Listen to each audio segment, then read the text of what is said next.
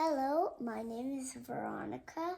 I am Miss Donna's daughter, and today we will be reading a little bit of Matilda. By Roald Dahl, kind of read by Kate Winslet, but read by me in a Kate Winslet voice. Enjoy.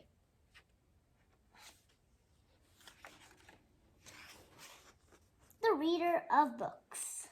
It's a funny thing about mothers and fathers. Read the book. Okay, just read.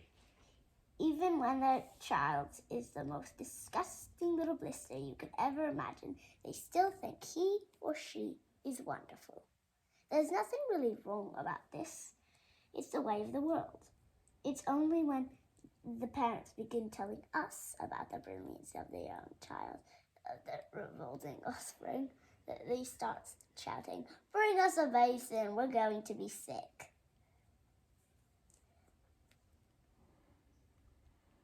Keep going.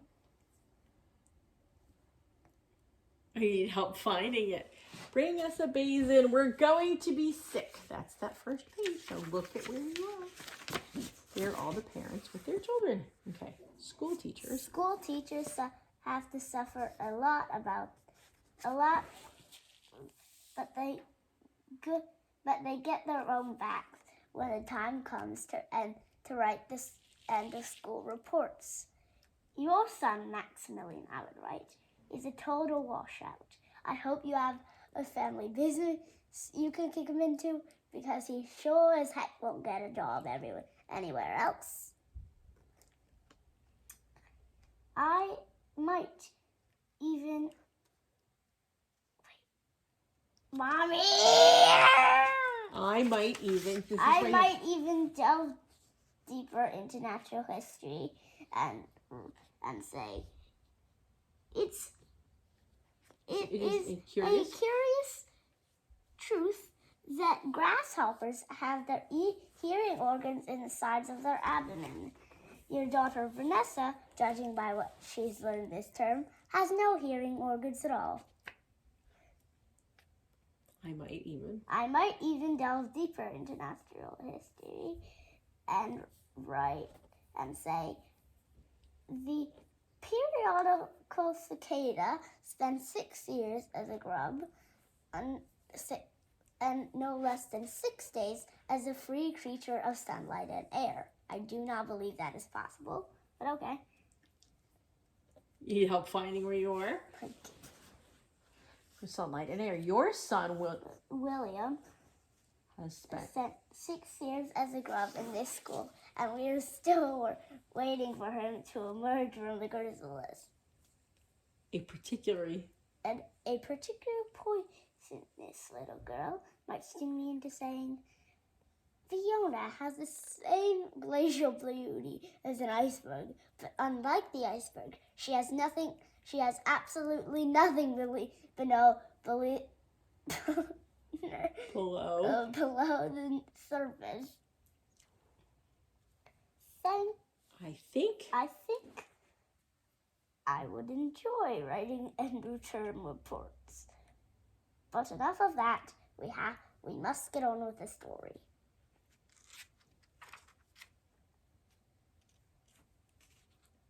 Occasionally, one comes across parents who take the opposite line, show no interest in their child at all, and these parents are far worse than the doting ones.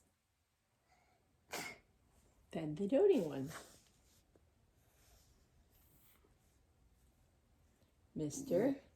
and Mrs. Wormwood were two such parents. They had a son called Michael and a daughter called Matilda. Keep going. In particular, as... We done? No. In particular. Look upon Matilda as a particular is nothing more than a scab. A scab is something that you have to put up with until the time comes when you can pick it off and flick it away.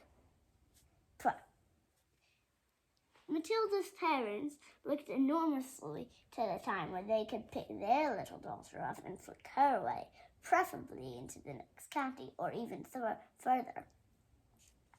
You gotta find your place.